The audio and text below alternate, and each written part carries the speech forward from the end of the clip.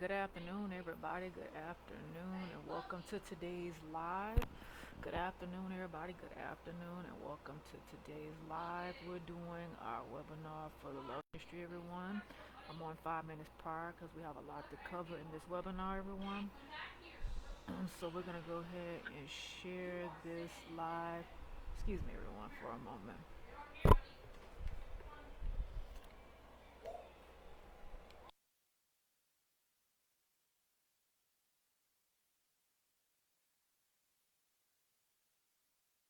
Sorry about that, everybody. So we are today presenting for the love ministry, everyone here. So we're going to go ahead and get started because again we have a lot to cover here. I'm going to share this in the Love Ministries platform, and I'm going to share it as well as On Time. And I'm going to also share it in the On Time Ministries page for Facebook. This will be available on demand for YouTube for the Love Ministry, everyone. So as you all know, October is Domestic Violence Awareness Month, if you were aware or not aware. And this is a topic that is spoken about annually in the month of October, along with other different awarenesses. We're going to be talking about a lot of different awarenesses, well, a couple this month, and we're going to add on as we're moving forward in the love ministry. But we're focusing on today domestic violence, and then we have another webinar we're doing in about 2 weeks that we talk about breast cancer awareness, everyone. So before we get started, we're going to open up in a word of prayer. Lord, we thank you for the opportunity today in the Love Ministry to speak about these various topics that are so important in these days and age, God. I pray that every man, woman, and child that's tuning into the live and the replay today will receive knowledge and wisdom and education that will help them navigate through these situations that are at hand, God. I pray that you cover them. I pray that you protect them. I pray that you guide them and help them to understand today, God. That we thank you and honor you. We bless your holy name. In your precious Son, Jesus' name we pray. Amen. All right. As you can see in the presentation we have right here, we have Domestic Violence Awareness Month, October 1st through the 31st. The Love Ministry, the day's date is October 6th, 2024 at 1 p.m. Which on, hold on for a moment.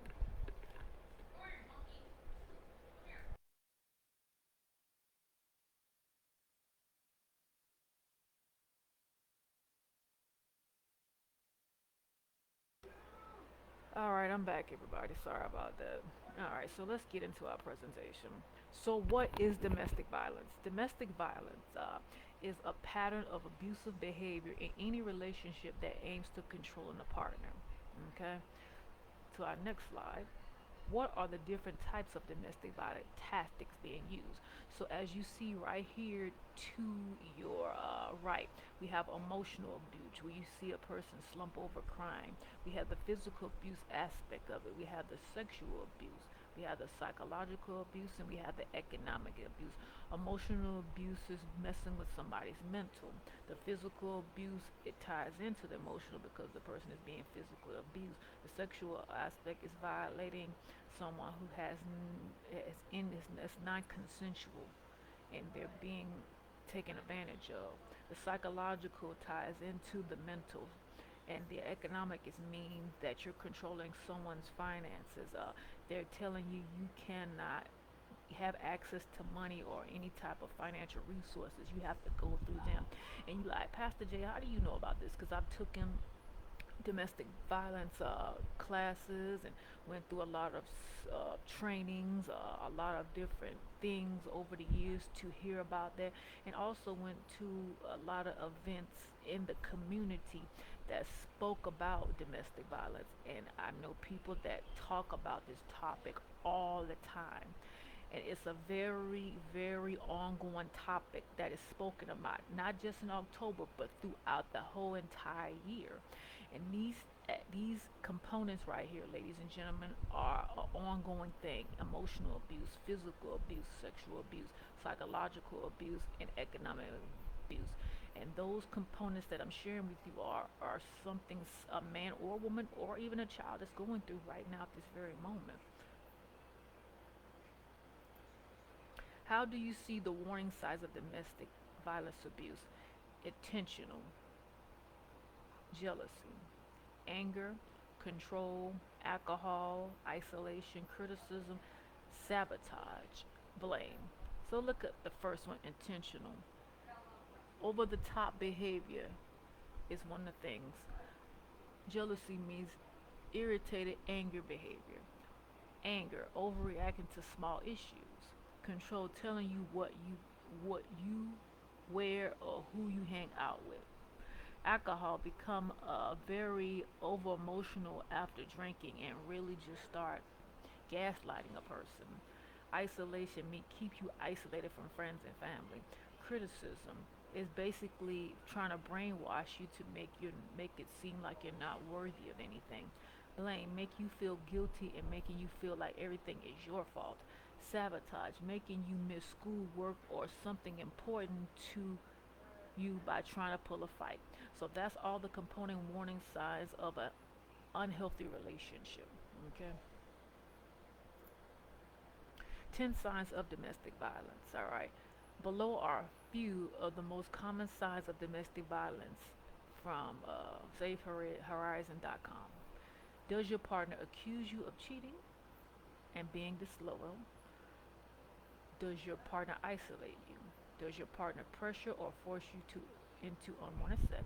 Does your partner intimidate and threaten to hurt you or someone you love? Does your partner hurt you by hitting, choking, or kicking you? Does your partner threaten to hurt themselves if they don't get what they want? Does your partner control your access to money? The next one says, does your partner make you feel worthless? Does your partner try to control what you do and what you see? Does your partner stalk you, include calling you constantly or following you? So these are some of the signs of domestic violence, and some of the components you have to kind of watch out for. All right, so these are some of the 10 signs to watch out for, everyone. All right. Now, this is the power control. This is the pinwheel here for the domestic violence.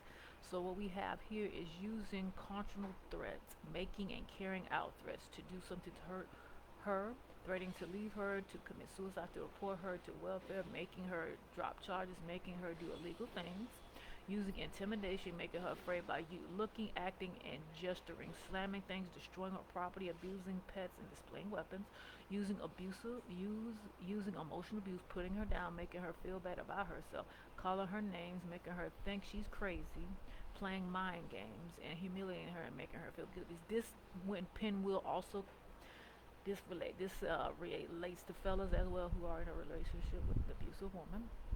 So fellas, don't feel like it's all about the women. It's about men and women and children here. So these are the components that are spoken about here.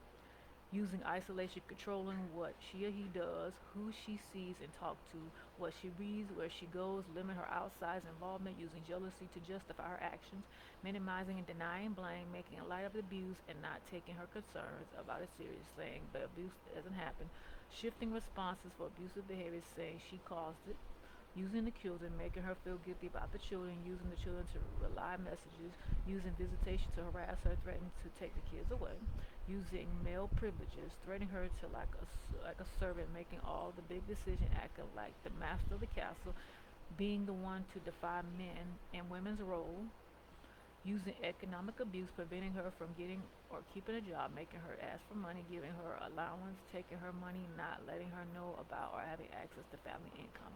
So these are the components of power and control. And this again is the domestic violence will about some of the things that may be going on currently in certain situations that someone you know may be going through. This is a heavy topic, everyone, but it's a must to share with the community here on Time Ministry, Love Ministry Outreach platform. Now, palm to the camera and thumb down. So this is something that you use if you the violence at home signal for help. So as you can see right here, this is number one, talks about the palm to camera and thumb, and two means trap. Using these signs to ask for help on a video call without leaving a digital trace. If you see this sign on a video call, find out how to help below. So these are the things that you look out for. Okay. Emotional or psychological abuse. We have yelling, threatening, name calling, blaming. Nonverbal is isolating, intimidating, and controlling behavior. So as you see these two components here, ladies and gentlemen, we have the verbal part, which yelling, threatening, name calling, and blaming goes for men and women. Nonverbal means isolating, intimidating, and controlling behavior. So this goes into the emotional and the psychological abuse of this.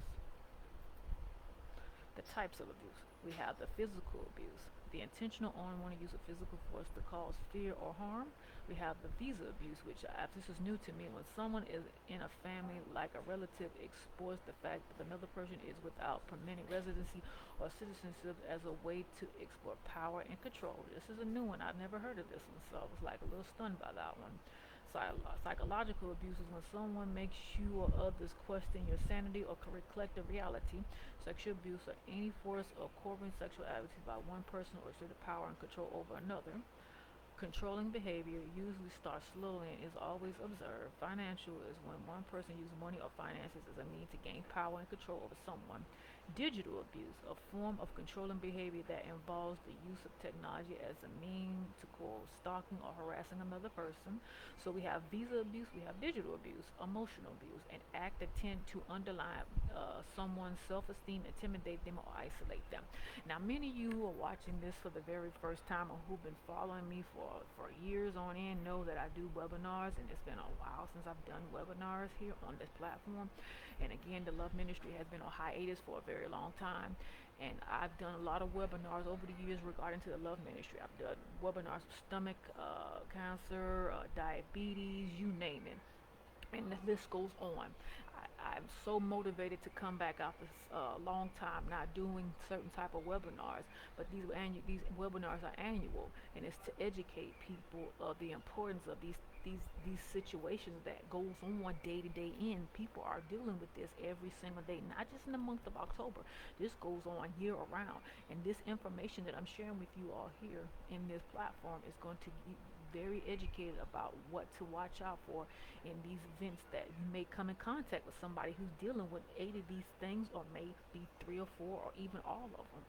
So just be educated and be aware and inform those in the community. Now, if you have family and friends who want to watch this live, they are more than welcome to watch the replay of this and just get the information that needs to be shared and help them to navigate through the steps on what to do.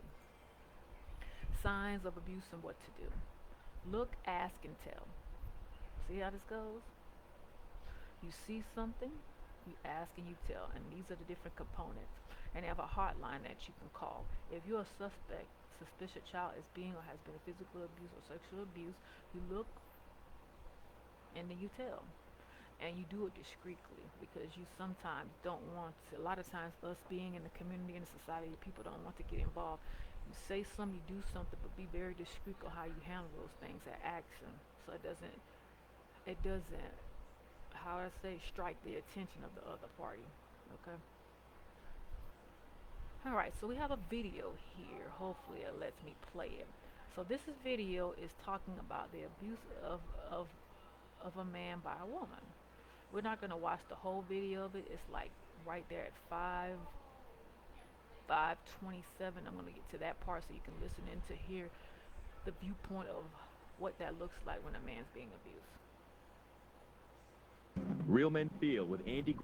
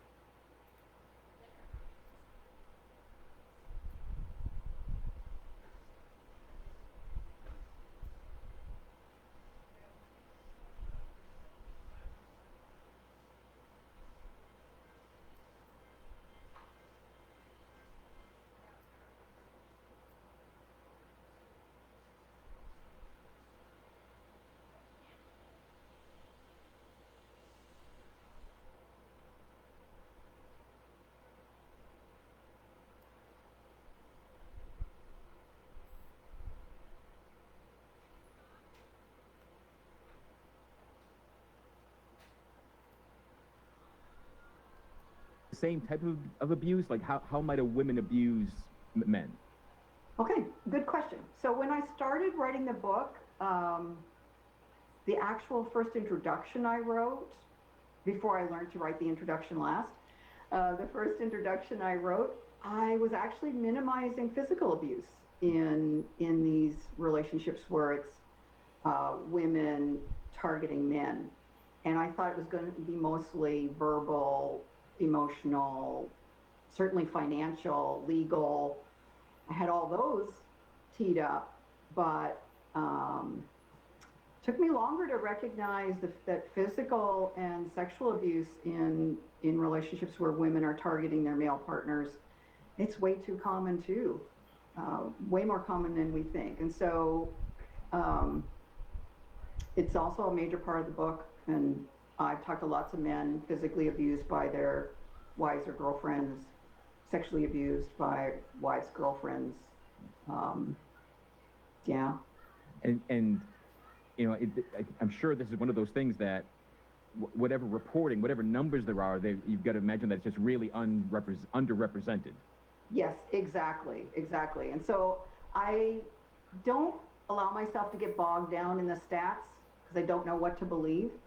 What I do believe is it is underreported, and it's happening a lot.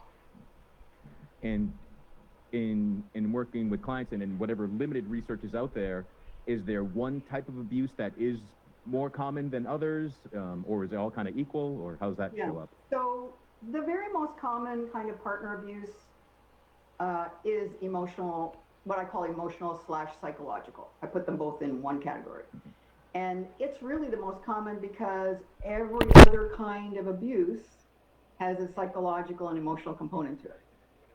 So if you're being physically abused, that leaves a psychological mark as well. Same with sexual, legal, financial, all of them.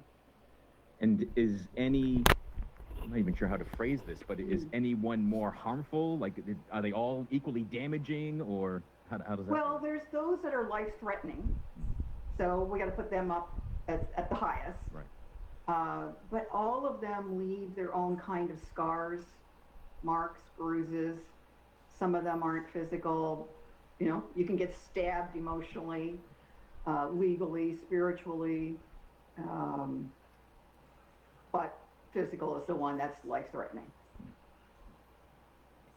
A thing about abuse I've heard, like you know, all my life, is that all abusers were abused. So is that the primary condition behind a woman who abuses a man? It's one of them. So when I was writing the book, I came up with 72 reasons why somebody might abuse their partner. Wow. So the one that we most talk about is the kind of go-to when you're talking about women abusing men is most of the times they let women off the hook and say, well, it must be self-defense. And that's the kind of thinking that gets in the way of really helping these situations and understanding them. So self-defense is one. There's 71 other ones. And so it's things like, you know, they may have been abused in their family of origin. They might have been bullied. They might have been treated as a princess. So they might have actually been pedestalized. Or, you know, which could be also peer groups they could be somebody who really just got their way a lot. And so they're very controlling, demanding, insisting on getting their own way. Could be mental illness, so it could be bipolar disorder, could be anxiety. Anxiety drives a lot of, I certainly don't want to say everybody who's anxious or bipolar is abusive, but it could be one of the drivers. And I see in anxiety, people can become controlling and demanding because they're trying to deal with their anxiety and they're kind of putting it on their partner. If you would just do what I want you to do, I wouldn't be all in all this emotional pain.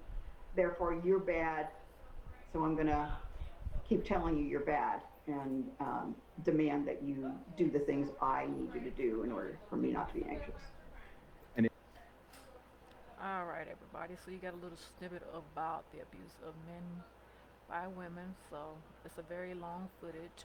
You can find this video on YouTube, The Abuse of Men by Women. Abuse doesn't care about gender, so you can watch the whole 51 minutes. It's a long video, so I give you a little snippet of it during the presentation.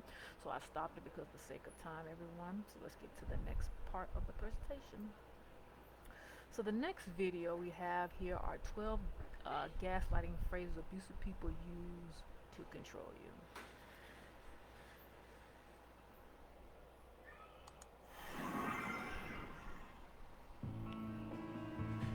Brainy Dose presents 12 gaslighting phrases abusive people use to control you. Has someone ever made you feel crazy for sticking up for yourself? Well, there's a name for that: gaslighting. It's a way that people abuse others through manipulation, distraction, or distortion of reality. Whatever the technique, gaslighting makes you doubt what you know is true. The basis of gaslighting is always convincing someone that their memories, emotions, or beliefs are wrong. The worst part is that it can be hard to recognize and cope with, especially when it's happening. Gaslighters brainwash their victims and control them through coercion, making it extremely difficult for the victim to resist or question the abuse. And it can happen anywhere: at work, at home, or with friends. Most often, though, gaslighting occurs in romantic relationships, especially where there is a power imbalance. If gaslighting could be happening to you, the tricky question is, how can you identify it?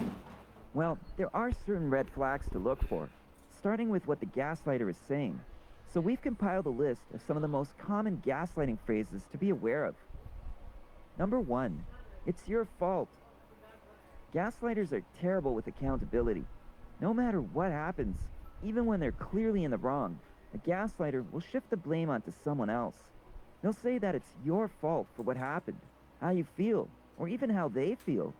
And they won't stop pushing the blame onto you until you cave in and accept it. If they're unhappy, it's your fault. If you're unhappy, it's also your fault. You just can't win. Number 2, I'm not angry. What are you talking about?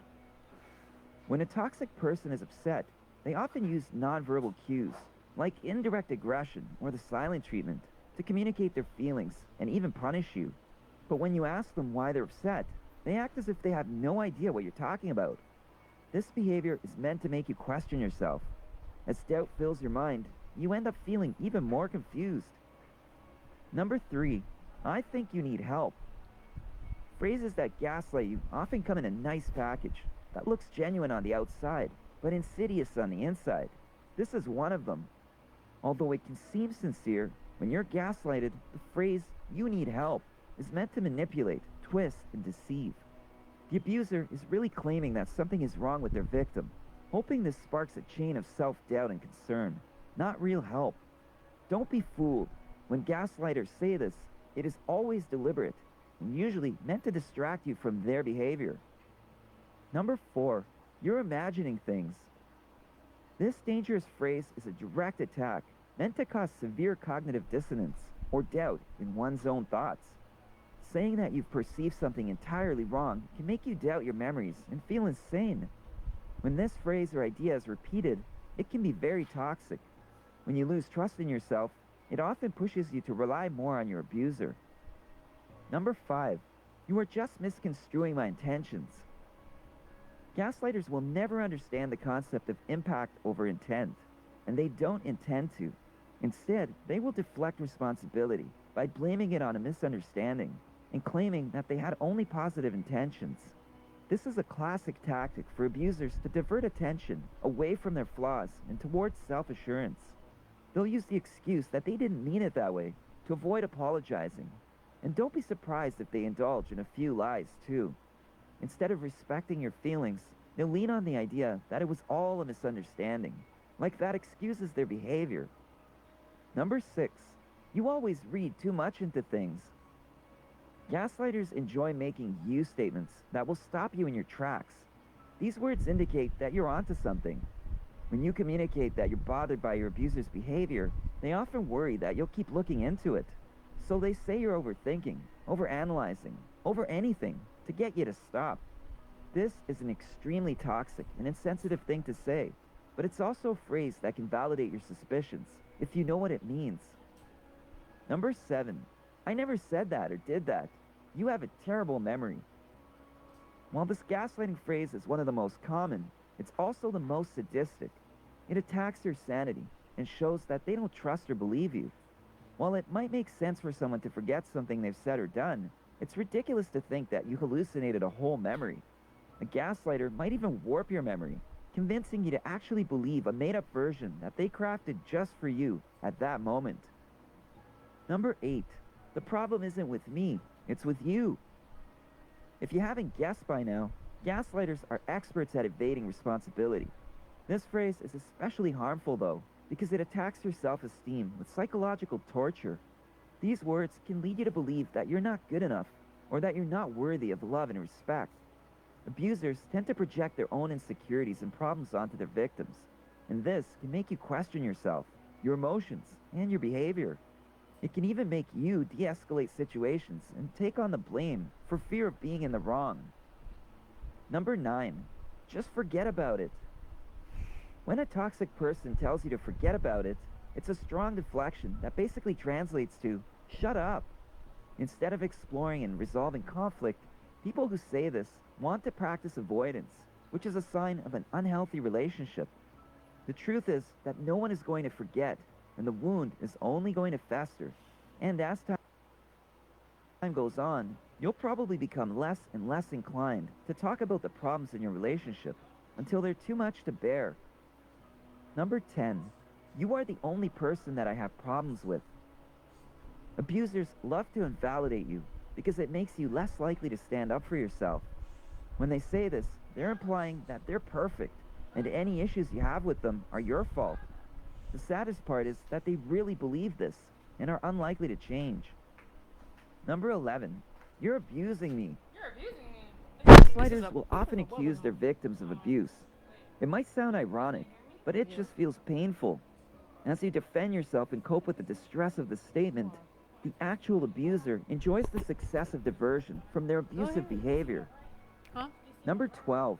If you're lucky, I'll forgive you. Girl, go ask him. Toxic people who gaslight Huh? often get off on power Girl, I trips. told you. They want you to feel as if you're the one in the wrong, and then they make you I'm gonna stick apologize till I'm and beg loud for their here. forgiveness, even when they should be the ones saying sorry. When this happens, you might not even be sure what you're sorry about. Your only goal might be to calm them down or reconcile. Then, once you're in the clear, your abuser will make it a point to remind you how lucky you are for your forgiveness. In addition, they might not let go of the fact that they're always putting up with you, which is not the case at all. So, if you hear these bitter phrases, what should you do? First, recognize and name them as gaslighting, whether it's happening to you now or happened in the past. Before you vocalize it to anyone who might gaslight you more, validate yourself about what is happening to you. If you're struggling to process your toxic relationship, talking to friends, family, or even professional therapists can help you through the emotional abuse you've experienced and reestablish your reality. When gaslighting happens, be prepared to set your boundaries. Instead of letting your emotions overcome you, keep a calm and steady tone and say something like, "You're speaking to me in an aggressive and abusive way. If you continue, I will not engage in this conversation anymore." Being direct and standing up for yourself can be very hard, and many gaslighters respond poorly to boundary setting. They don't want a healthy relationship. They want control. And if you want to stop being controlled, you may need to exit the relationship. If you know that it's time to leave, be careful and safe about how you break the news. It's not uncommon for emotionally abusive relationships to become physically abusive ones. So create a safe exit plan with the help of a therapist or your trusted loved ones. Then, be sure not to get lured in by false promises or gifts. Going no contact is best after ending an unhealthy relationship. If you found this video helpful, give it a thumbs up and share it with your friends so we can keep making them. For more videos like this, hit the subscribe button and remember to click on the notification bell. Also, be sure to check out our other videos as well. Thanks for watching. Alright everybody, we have another video. This one's talking about 9 signs someone is a narcissist. I'm trying to see if this live is still up. Give me a minute. Okay, here's the next one. The signature characteristics of many personality disorders can be quite unpleasant, such as the case of narcissistic personality disorder. Interacting with an MPD sufferer can be confusing, frustrating, and even hurtful. The MPD individual will often overlook or ignore many of these traits that make them unlikable. Here are 9 signs which may be a result of narcissism. 1. Instead of listening, they're wrapped up in their own opinion. Ever felt looked down upon or ignored, even though that person was in no position to do so? You might have encountered a sign of narcissism. Their perception leads them to believe what you have to say isn't important, so they blank it out. Rather than actively listening and integrating in discussions, they treat all conversations as a platform to present their ideas only, which they think are the only ideas worth listening to. 2. They tend to cheat in relationships. Narcissists feel they're treasures that are too good for anyone. Bring this attitude into a relationship, and you have lightning waiting to strike. Cheating is often a way for narcissists to build their ego. Author Caterina Valentini at Psychology Today says that narcissists are incapable of forming any kind of normal relationship and will wreak havoc in partners' lives.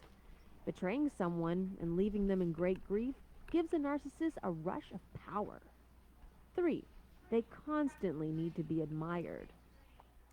If you've seen a narcissist, maybe you've seen that they almost swagger, oozing conceit and arrogance with every breath. They may look like they possess tremendous confidence, but it's not enough. They need constant admiration. The delusion of always being entitled to admiration is why people around them often find themselves emotionally drained. To them, there's no greater rush than being put on a pedestal and worshipped by their fans and followers. 4. They do not take any criticism well. Have you ever commented on something someone said and they lashed out at you? Maybe the reaction was more hostile than expected. They think they're superior to others around them and believe themselves to be infallible. They react poorly, maybe yelling, throwing a tantrum, or with another unreasonable response when they perceive what you've said might be criticism. 5. They exploit others without guilt or shame. Narcissism and empathy don't go hand in hand. Narcissists are unwilling to see the world from the perspective of others. As a result, they're able to exploit others without any feeling of remorse. They can manipulate people to fulfill their own needs without regard for the consequences that their actions may have on others. 6. They belittle others. The narcissist thinks they're the best and brightest, so seeing proof that dictates otherwise, like someone who is more talented than they are at a particular activity, is a rude shock. The response is to make sure that the person is below them, where the narcissist feels most others belong. They try to be dismissive about the other person, to show that they don't really even care about them. And if that doesn't work, they resort to personal attacks. They belittle and intimidate the other person in order to assert the superiority over them. 7. They see themselves as more attractive than they really are. Despite the fact that everyone should feel attractive, there's a fine line between a healthy self-image and being delusional.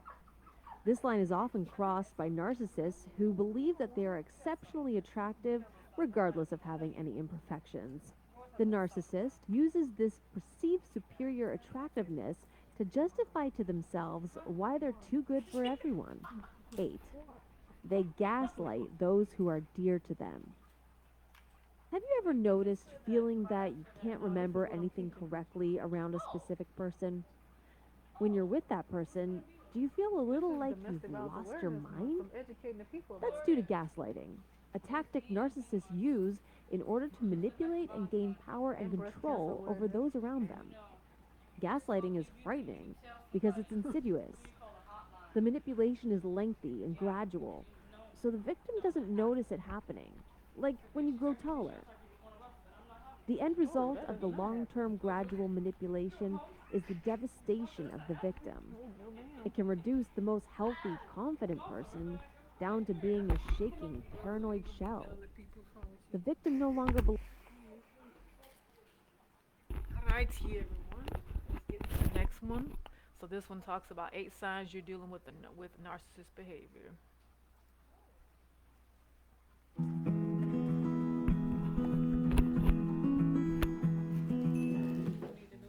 Hey there, welcome back to a brand new Psych2Go video.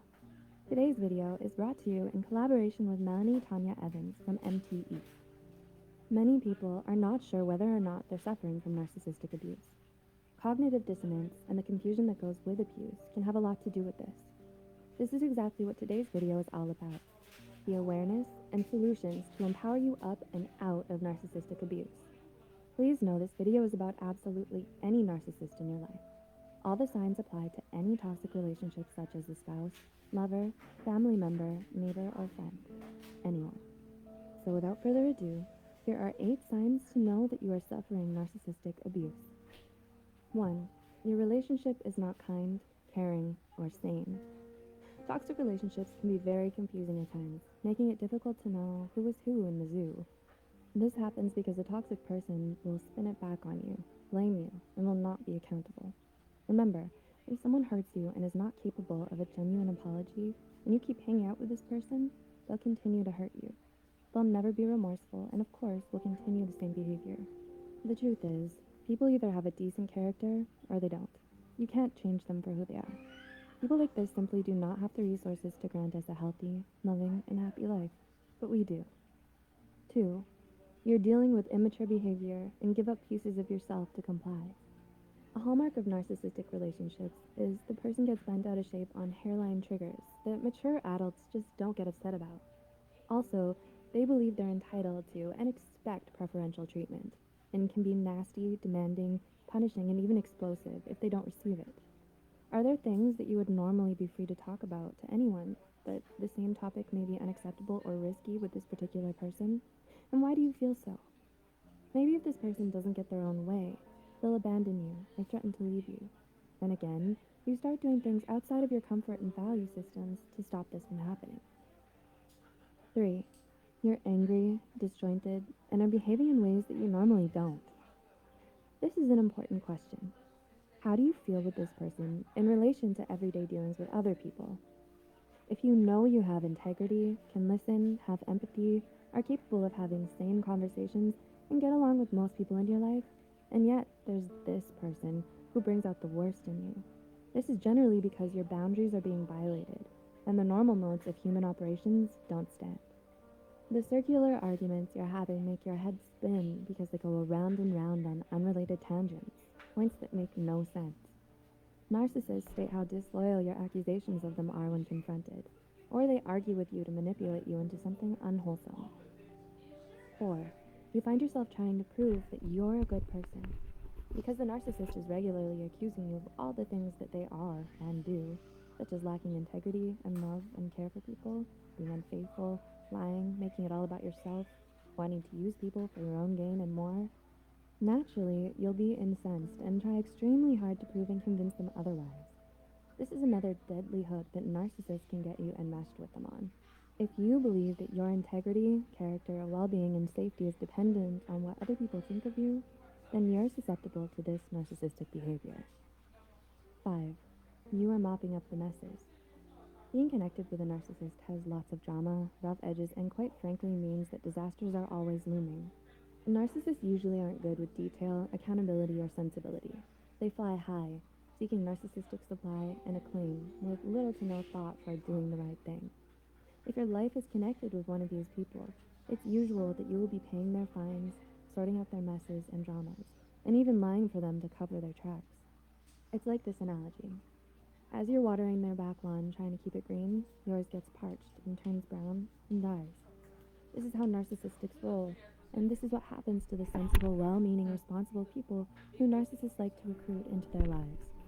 By walking away from people like this, we can heal and restart our life with self-responsibility. 6. Your boundaries are being disintegrated. It's extremely common for people with poor boundaries to get involved with narcissists. You find it difficult to speak up, stand up for yourself or hold boundaries with this particular person? And when you try to do so, are you often criticized, rejected, abandoned, or punished? You're likely dealing with a narcissist. As a result of that, you try to minimize the trauma and mayhem that breaks out by giving up on trying to assert your needs. Or maybe because you've dissolved into so many feelings of powerlessness, helplessness, and despair that you find yourself begging or pleading for your boundaries to be respected. Discovering that the narcissist has zero empathy for you and won't comply, it takes you down into an even deeper place of helplessness. 7. You feel addicted, disjointed, and manic. Perverse addiction happens with narcissists. This is also known as trauma bonding. To find out more, you can check out the links in the description. Do you feel manic and unable to stop trying to contact or hook back up with a narcissist? Even when you know how much you continually get hurt by doing so?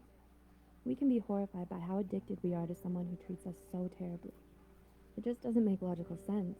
It is, of course, very serious when it gets to a stage where we simply can't talk ourselves out of doing the actions that we know are putting ourselves back into the fire to get burnt again. And 8. You're suffering from abuse symptoms. Things are now very serious. When your emotional inner being has been screaming out for our attention and we haven't as yet pulled away and turned inwards to heal, then we start breaking down physically as well. It's likely that anxiety and depression and even greater issues like fibromyalgia, adrenal issues, PTSD, and agoraphobia start to develop. You lose interest in the activities, people, and self-care that used to grant you energy, as the toxic person in your life takes up more and more of your energy and focus. The shame and pain become so great that we may start hiding out from the world, lying to people, covering up, and feeling even more isolated in our traumatic feelings and symptoms. This is when we have to ask ourselves, how bad does it have to get before we awaken to the truth? There are varying degrees of narcissism, and there are also people who can just be clueless and selfish, but not necessarily afflicted with narcissistic personality disorder. If someone in your life does not share your values and doesn't care for your feelings, then this is not a healthy relationship for you. As soon as we try changing other people, it's time to pull away and say to ourselves and them, this is who I am and what I need for us to continue. We may lose a lot by leaving, as many of us have. However, by leaving, we can achieve the greatest gain. Finally turning inwards to integrate with ourselves so that we're in a position of wholeness and can be in control of our choices and have the power to look after ourselves and create a happy, healthy, and truly loving life. Do you relate to any of these signs? If you do, what do you plan to do next? What hair? Let us know in the comments below. Again, can this talk to video me was brought later. to you by Melanie Tanya Evans from MTE. Links are in the description if you're interested in learning more about Okay, narcissistic abuse. well, we'll get that done later. If you'd like to see more collaborations like this, be sure to share this video with someone who might need it.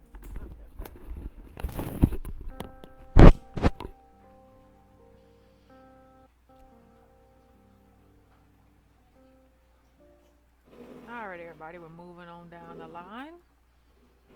Alright, talk to someone who gets it. So we have text, call, and chat if you need to speak to someone regarding domestic violence, sexual violence hotline. You can text, call at these different ages. This is a flyer actually in NYC, well, NYS in New York State, where you can reach out for somebody to give you the extra support you need. You can text with the number right here. It says 844-997-2121, and you can call 800-942-6906, and they have the website where you can talk to someone 24 hours a day, 7 days a week. All right. So we also have resources in Palm Beach County, everyone. Palm Beach County resources of domestic violence. We have resource local domestic violence shelters, aids to victims of domestic violence. AVA, a 24-hour hotline. The number is 1-800-355-8547. We have the WYCA Harmony House. The number is 561-640-9844. Florida Resource Center for Women and Children. The number is 561-848-8383. Everyone. All right. So with that being said, so again, these are safety tips that we have here. We have abuse is not love. Talk to someone you can trust. Keep evidence of abuse. Pack a suitcase or a bag. Plan for all possible.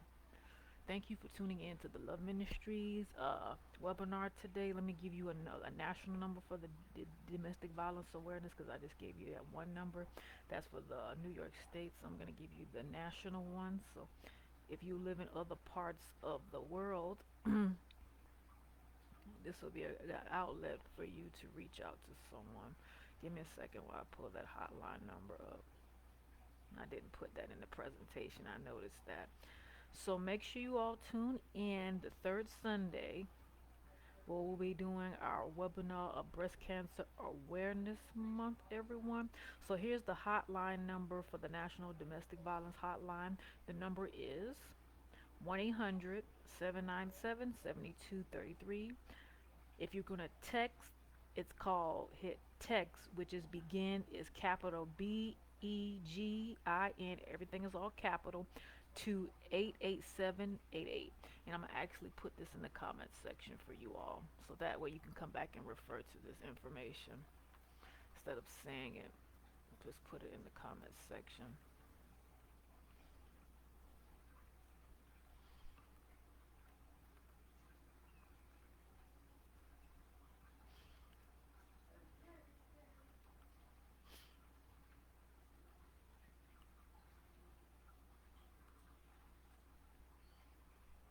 Alright, the number is 1-800-797-7233. Text will be a capital BEGIN to 88788. And if you don't want to text or call, you can chat with them about this. And I'll actually, let me see, I'm gonna actually post the link inside of the live. So the website for those who watching on YouTube is called thehotline.org. It's https://www.thehotline.org. Okay, 24 hours a day, 7 days a week, you can reach out to someone regarding any issues or concerns you may have, everyone. I'm going to also put this in the comment section below.